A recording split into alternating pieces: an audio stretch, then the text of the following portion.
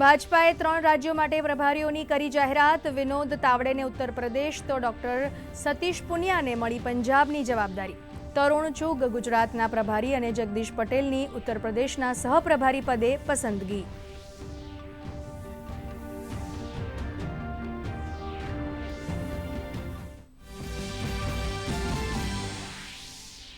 મુખ્યમંત્રીના અમેરિકા પ્રવાસનો બીજો દિવસ. સેમિકન્ડક્ટરથી એઆઈ સુધી ગ્લોબલ કંપનીઓને ગુજરાતમાં રોકાણનું આમંત્રણ. ગુજરાતને લોંગ ટર્મ પાર્ટનર તરીકે અપનાવવા કર્યું આહવાન.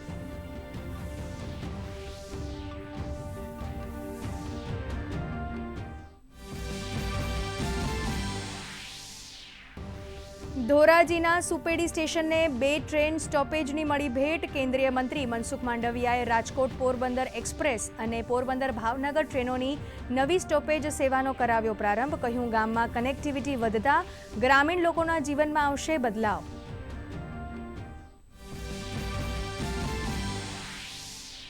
શ્રાવણ માસ દરમિયાન ફરાળી ખાદ્ય પદાર્થો પર સુરત માનપાની તવાઈ.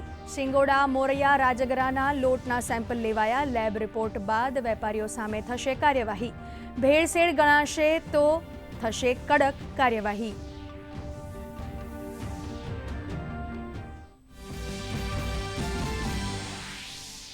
અમદાવાદ સાયબર ક્રાઇમની મોટી કાર્યવાહી. ₹1.5 કરોડના સાયબર ફ્રોડની તપાસમાં મોટો ખુલાસો. ઓટીપી સર્વિસથી સાયબર ઠગાઈ. 21,900 ઓટીપી પાકિસ્તાનના શખ્સને અપાયાની મળી માહિતી. 4,500 સિમ કાર્ડ ખરીદનારા 2 આરોપીઓની પશ્ચિમ બંગાળથી કરાઈ અટકાયત.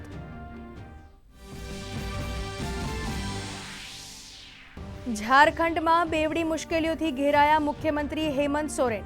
અધૂરી માંગણીઓ સ્વીકારાતા વિદ્યાર્થીઓનું આંદોલન ચાલુ. તો જેએસએસસી અને સીજીએલ પરીક્ષા રદ થતાં નોકરી કરતા યુવાનોનો વધ્યો ગુસ્સો. આંદોલન કરતા વિદ્યાર્થીઓ સીબીઆઈ તપાસની માંગ પર અડગ. આણંદમાં બાઇક રિપેરિંગનું કામ કરતા દિવ્યાંગ રાજુભાઈએ મેળવી અદ્ભુત સિદ્ધિ. પાવર લિફ્ટિંગમાં 150થી વધુ સ્પર્ધકોને હરાવીને જીત્યો ગોલ્ડ મેડલ. શારીરિક મર્યાદાઓ વટાવીને રાજુભાઈ મારવાડીએ હાંસલ કરી આ સફળતા.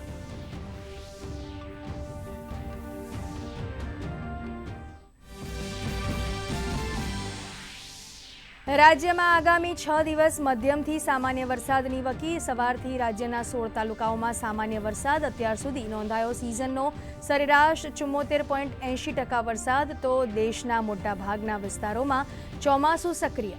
ઉત્તરાખંડથી હિમાચલ સુધીની નદીઓ થઈ 2 કાંઠે. સપ્તાહના બીજા દિવસે ભારતીય શેર બજાર રેડ ઝોનમાં. બીએસસીનો સેન્સેક્સ 492 પોઈન્ટ ઘટી 77,200. તો નિફ્ટી 24,100ની નજીક બંધ. બેંક આઈટીના શેર્સમાં ઘટાડો. તો સોના ચાંદી ઘટી ચમક. ડોલર સામે રૂપિયો સામાન્ય સુધરી 95.61ના સ્તરે.